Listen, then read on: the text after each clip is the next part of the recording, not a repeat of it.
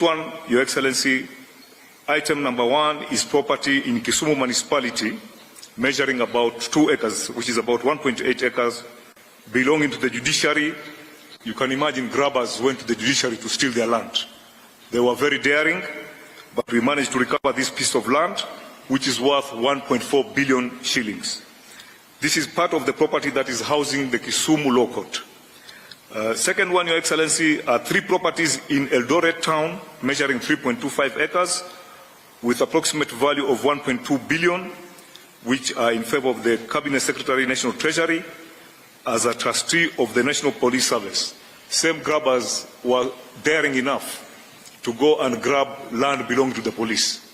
But we managed to recover this, and these are 3 pieces of land worth 1.2 billion.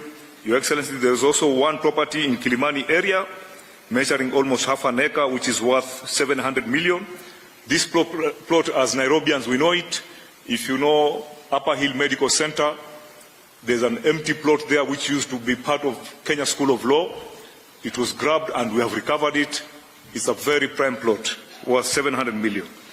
Then we have a property in Eldoret municipality measuring 1 acre, which has an approximate value of 700 million, which it belongs to Uasin Gishu Referral Hospital under the county government of Uasin Gishu. Then we have 13 amalgamated plots within Kisii municipality. We have 13 properties measuring a total of 8.06 acres, valued at 300 million, which belongs to the State Department of Housing and Urban Development. The 4 properties in Bungoma, 2 properties are in Kakamega, 3 properties are in Kisii. Then we have 1 property in Kabarnet, 1 property in Nakuru municipality, and 2 properties in Kitale. 15 parcels of lands belonging to the county government of Kisii, measuring, about 3.41 acres, and the approximate value is 135 million. I will stop here a little bit, Your Excellency. People have viewed EACC as anti-governance, that we are just after hunting governance. We are not hunting governors, we work with governors. This recovery was done because the governor then of Kisii walked into our office and officially complained that some pieces of land have been grabbed and we assisted. So we are telling governors to go and tell your colleagues, if you have land that you think has been grabbed and you want to come to EACC, we'll make sure there's no media coverage, because the media sometimes when they see a governor at EACC, they conclude there's something bad. Sometimes you may be having something good for the country. Then we have 1 property in Nakuru municipality belonging to the county government of Nakuru, measuring about half an acre, which is worth about 100 million. Your Excellency, in addition to the recovered immovable properties, the Commission also recovered cash assets totaling 511,365,927 belonging to various organizations. EACC recovered 361,395,356 and remitted to the National Treasury Consolidated Account Fund. The money was recovered from individuals who had irregularly acquired public properties. And the second one is that 79,292 shillings for the Kenya Ports Authority Retirement Benefits Scheme. The money was recovered from a law firm. We didn't want to mention the law firm because we know legal fraternity sometimes can be very sensitive. We don't want to damage somebody's image or whatever. Then we have recovered 70,677,700 shillings for Kenya Medical Research Institute, that is KEMRI Retirement Benefit Scheme. This money was recovered from an individual after a civil process. Your Excellency, as we conclude, I wish to humbly mention to the Commission that the Commission has put in place effective measures for prudent utilization of resources allocated to its operation. However, more can be done. The Commission is faced with quite a number of challenges, among them inadequate resources, and the Chairman has talked about it. Your Excellency, we have an established, approved workforce of 1,508 staff. In the last 6 years, we have just been staggering at half of that level. We have 780 staff, and we believe that the CS Treasury is here We know the country is facing a lot of financial challenges, but at least give us a little bit like medicine each financial year, so that at least we recruit 50, 100 people, 50, 100, and then we'll be able to meet our target. On top of that, we also have a challenge that this commission loses very good staff. Very good staff. They leave the commission because since 2004, Your Excellency, it may not be the right thing to talk about. I know we are having a lot of financial problems, but the commission since 2004, the SRC has refused to review the salary of the EACC because they say already compared to the public service, the EACC, we are overpaid. But it is having a very negative effect. As I'm talking to you, as I'm here representing, last week, a very good investigator was poached by the central bank. So this is what is happening, and I think SRC needs to be told that they should be a little bit lenient to EACC. With your kind permission, Your Excellency, I request you to hand over the title deeds and checks of the recovered assets.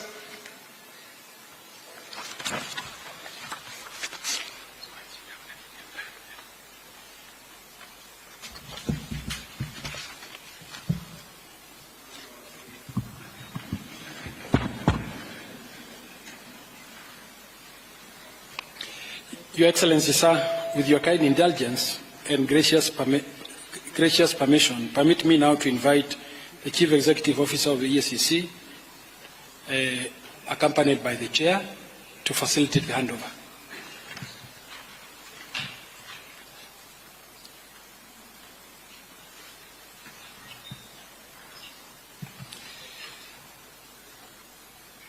Sir, permit me now to invite Your Excellency to take your place at the arena for the handover of the recovered assets back to state through various public institutions. Sir, the first beneficiary is the National Treasury. I now invite the Honorable CPA John Mbandi, EGH, Cabinet Secretary for the National Treasury and Economic Planning.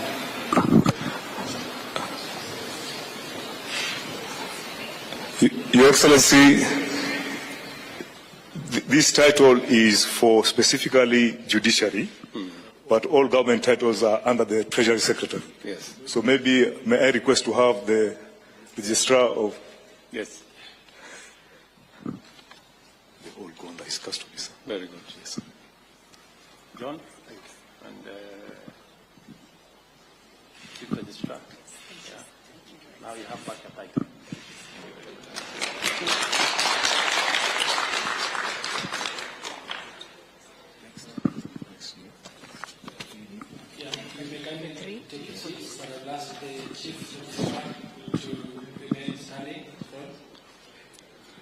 Your Excellency.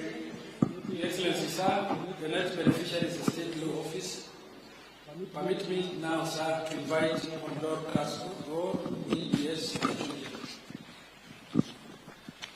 Your Excellency, this is the plot at Kilimani, next to Upper Hill Medical Center. Okay.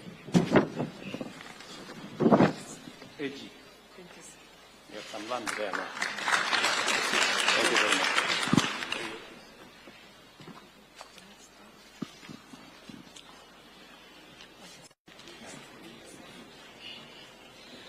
Excellency, sir, I now invite Mr. Gilbert, Mr. Lanat, MBS, OGH, Deputy Inspector General National Police Service, on behalf of the National Police Service. I also invite Honorable Dr. Jonathan B., EGH, Governor of County. Your Excellency, these are 3 titles belonging to the Kenya Police for Eldoret. Okay. Very good.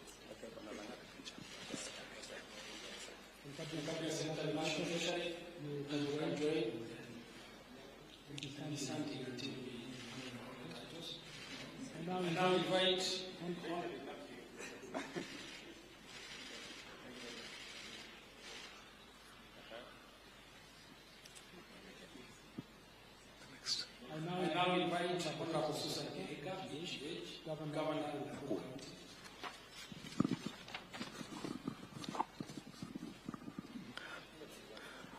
Your Excellency, this is a plot within Nakuru town, which belongs to the county government. Oh, the county government. Yes.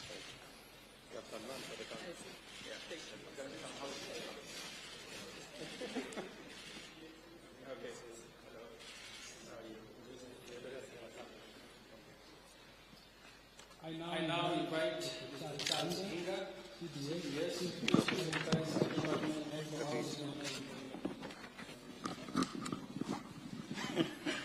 Your Excellency, these are 13 titles for different places within the country that belongs to the national housing. Very good.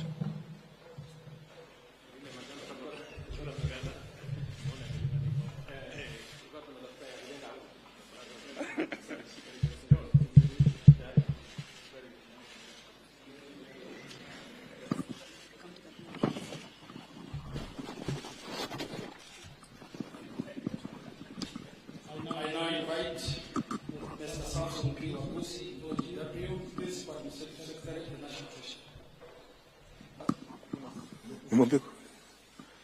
Easy. I can see.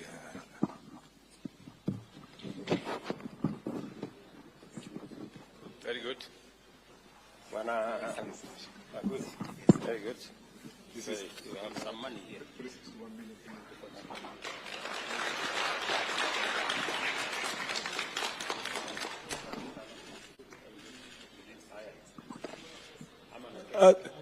Just a minute. The said amount, Your Excellency, is 361,395,356.55 cents. Thank you, sir. I now invite Mr. Geoffrey Kabate, Chairman Board of Trustees, Kenya Port Authority Retirement Benefit Scheme.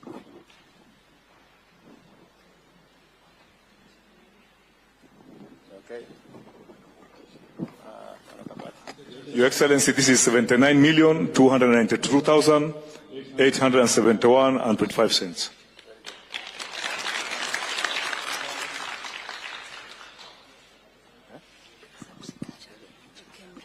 I now invite Mr. David Bett, Chairman, Kenya Medical Research Institute, Cambridge Retirement Benefit Scheme.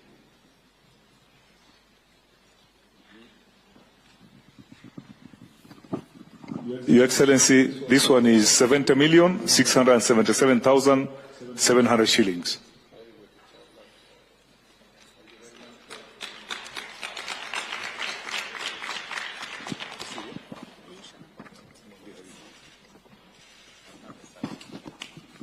Your Excellency, we have 15 titles for Kisii County. The governor has apologized. He was not able to attend, and we shall pass them to the Kisii County. These are 15 parcels of land.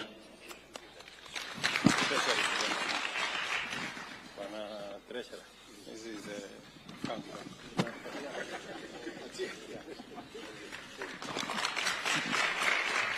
We're done. Your Excellency, we are done.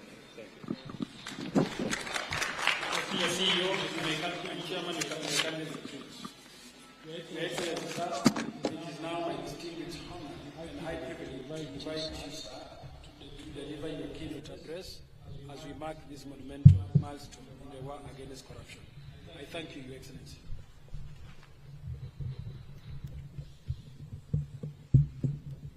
Thank you very much.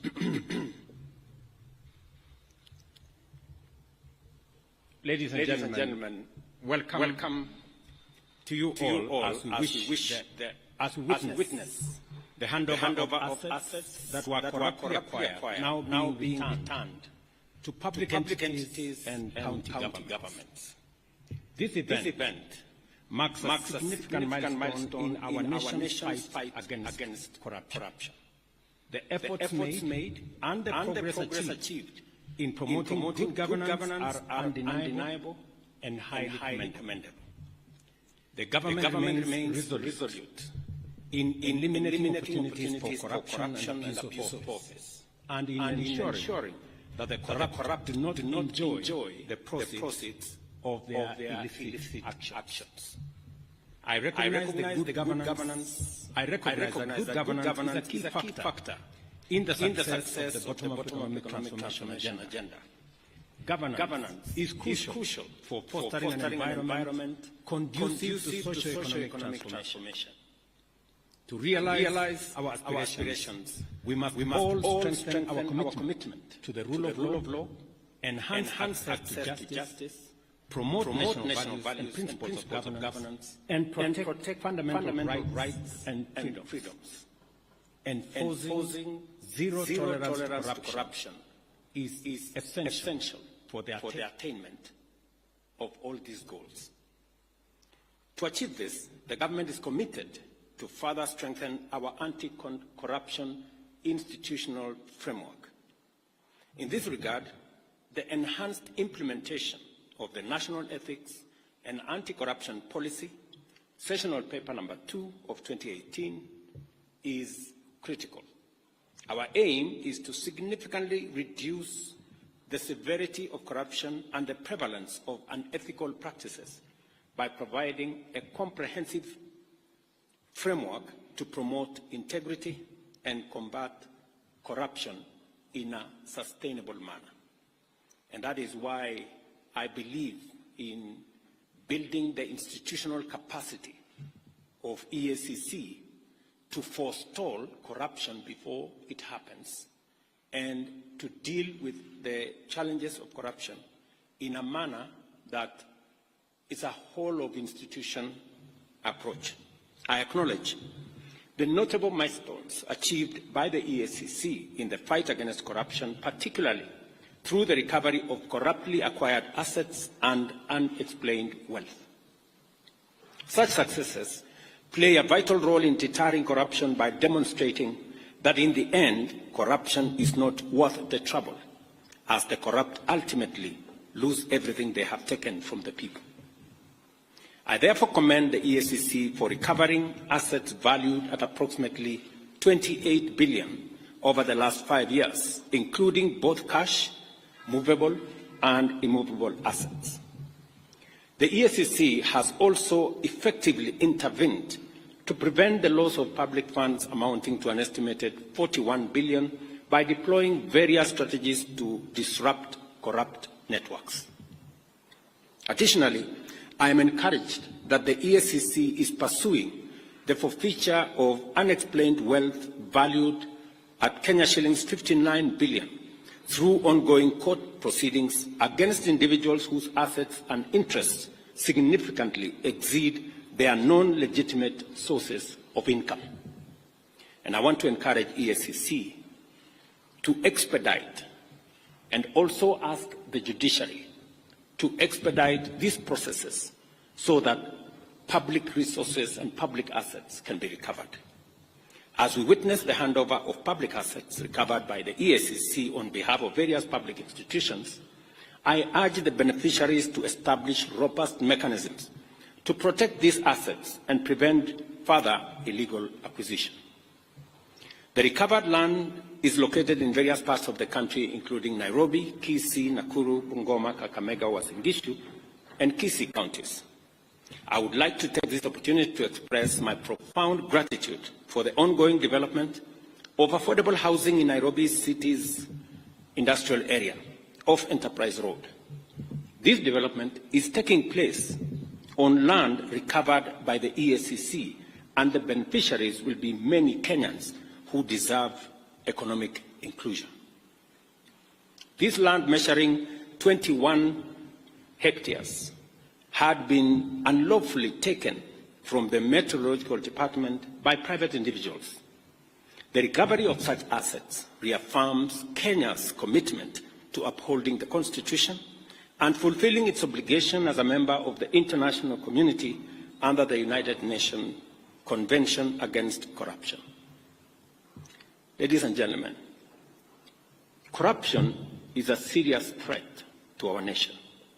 It undermines service delivery, weakens public policy, compromises the public interest, and erodes our institutions, depriving the government of capacity to secure the country and deliver development.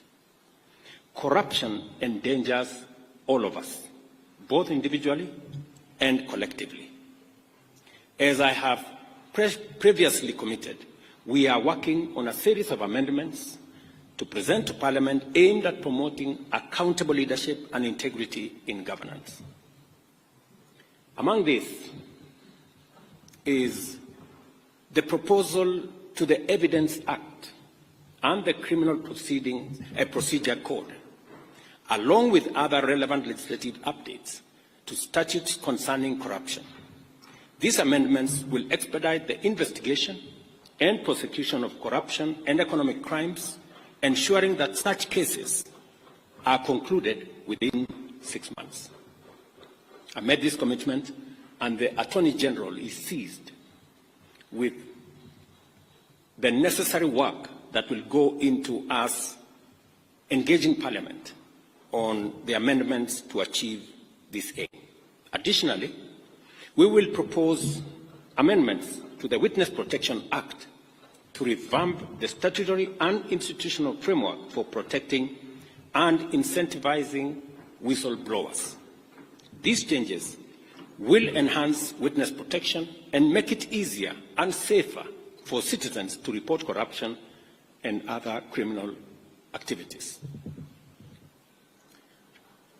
We will also be proposing amendments to the Public Finance Management Act and the Public Procurement and Disposal Act. The goal here is to overhaul the institutional and operational framework of public procurement, which is the biggest challenge that we have. In fact, it's correct to say this is where the devil actually lives, which has been identified as a key area of corruption, conflict of interest, and abuse of office in the public sector. These amendments aim to deploy digital infrastructure to create an open, transparent public procurement platform, allowing real-time, end-to-end public visibility of the entire process, from advertisement to contract award. Number 4, I have engaged with parliamentary leadership and urged Parliament to swiftly pass the Conflict of Interest Bill. I am told there is a mediation process that is going on in Parliament, but I have told them with clarity that I will veto any bill that does not establish a high standard of accountability, integrity, and anti-corruption measures, and I will fully exercise my powers under Article 115 of the Constitution to ensure that the bill meets the rigorous standards set out in the original draft bill. Because some amendments have been introduced to water down what the original bill envisaged. We must do everything within our power to end corruption in every organization, at every level of government, and across all regions of our republic. To this end, everyone entrusted with public authority must be held to high standards of transparency and accountability. Parliament and all stakeholders must work together to strengthen the anti-corruption legal framework, ensuring the swift resolution of corruption cases. We must also foster partnership to raise public awareness of Chapter 6 of the Constitution, integrate anti-corruption education into school curriculum, and support grassroots organizations and citizen action groups in promoting good governance at every level. I commend the EACC for its dedication in the fight against corruption, and I want to confirm to both the Chair, the Commission, and the CEO that they have my government's full support, and we commend you for what you have achieved. We know there are challenges, budgetary challenges, but the one item that I insisted that should not face the budget cuts that we were going through is the EACC, because I know the importance and relevance of what you do in safeguarding public assets and public property. On a positive side, the officers that move from EACC to join other government agencies is actually a testimony that you have some of the best, and that is why others come for them. Continue to train high-quality staff, even if you lose some of them to other government agencies, because the fight against corruption must not only be limited to EACC, it must be an exercise of the whole of government, that we manage, deal, and eliminate corruption in its forms, all forms. Let me also assure you that I have heard what the CEO has said passionately about staff at the EACC and what needs to happen. We will continue to look at the frameworks that exist, the salaries and commission is seized with all these matters, and we must continue to respect the salaries commission, because they help us manage the resources that we have within the exigencies of all the requirements that come from all departments. But taking into account what the CEO has said and what EACC is doing in protecting public property, I think it is an engagement worth having with the Salaries Commission. So we will look at the opportunities available, and as we turn around our economy, and I'm very happy with the progress that we have made, we should be able to make additional resources available for EACC to continue the good job that they are doing. I also want to state categorically that the other measures that we have proposed, from the Evidence Act to Witness Protection Act to Public Procurement Act, these are time-bound, and I want to ask the Office of the Attorney General to expedite these pieces of legislation so that we can strengthen our legal framework in the fight against corruption and protect public property. I am a great believer in building these institutions and allowing the institutions to execute their mandate. The chairman here will tell you, who was my pastor before he retired, that I have never called him to tell him anything about what he is supposed to do with the corrupt, because I am a great believer that institutions should deal with their issues and manage the mandate that they have, and deal with any matter, anybody, every person in the manner in which the law provides. Because at the bottom of the line is that we are a country of the rule of law, and each and every one of us must subject themselves to the rule of law. Otherwise, if we have different rules for different people, we will end up with the animal farm. And I don't think that is where we want to take our country. And so my ask also of our judiciary is to expedite the corruption cases, and indeed every other matter in court, in a manner that gives the country the opportunity to move forward, to make decisions, to recover what we can recover, and to allow the country to move forward. I know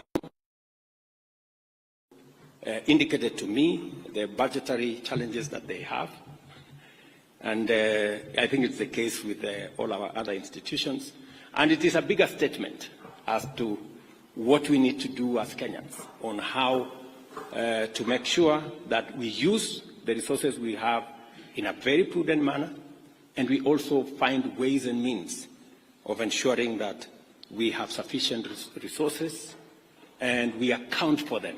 Whatever taxes Kenyans pay, we must account for them so that we can have the opportunity to grow the pie for us to be able to meet all the expenses and all the budgetary allocations that are being requested of us from different institutions. I also wish to say that we should have a whole-of-government approach when we are discussing resources. And we must all be alive to the fact that resources are raised. And so we must all contribute to making sure that we have the requisite resources to be able to meet all the needs and the requirements of all the institutions that support our governance structure and provide the resources for the development of our country. I am very confident that working together between the judiciary, the legislature, and the executive, as we have undertaken, we should be able to move the country pretty fast into the next level. So again, I commend EACC, and I want to assure them that we will continue to undertake necessary reforms to strengthen oversight institutions and improve service delivery to all the people of Kenya. And I'm asking all arms of government to work together in concert to make sure that we not only raise the resources that are necessary for us to run the affairs of our nation, but resources raised must also be protected by all of us, making sure that we account for every tax that is paid for by the people of Kenya, and those who corruptly acquire them are made to pay, and assets and properties and resources recovered in the manner in which EACC have done. So thank you very much. My very best wishes. And again to EACC, congratulations.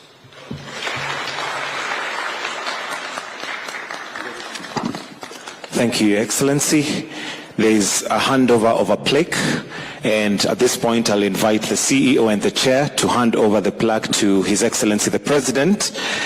As mentioned by the CEO, as the patron and a champion in fighting corruption, it is a plaque that is indicative of the support you have given as the President of this great nation. Wonderful. May we take our seats, please? Let's kindly take our seats. Your Excellency, with your permission, would like to seek your indulgence for 2 photo opportunities so that we may immortalize this function. And I'll kindly request that the Chair and the CEO please join His Excellency for this photo. And I'll also invite the Commission to come and join in the first photo. The Commission, kindly. Or the Commissioners.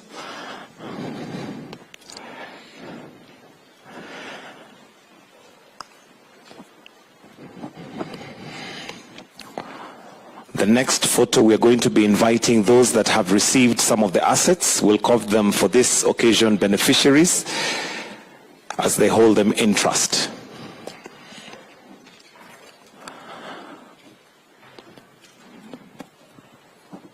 May I now invite, while you still remain there, may I invite all those who've received some of the assets. All those who've received assets, kindly, if you may now join His Excellency.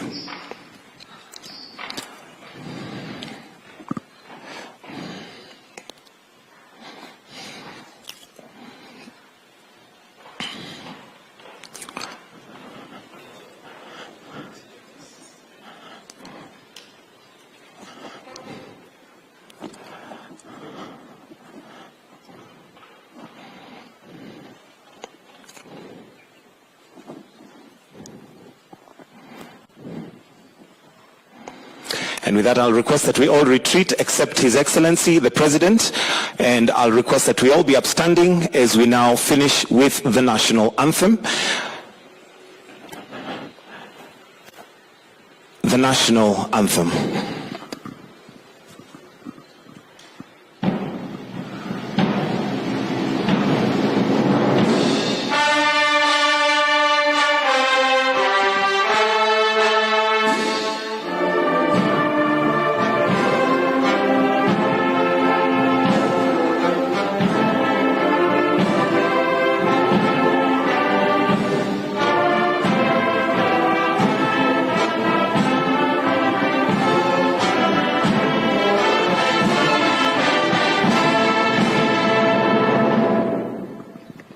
Thank you, Excellency. That brings us to the end of this ceremony. Thank you.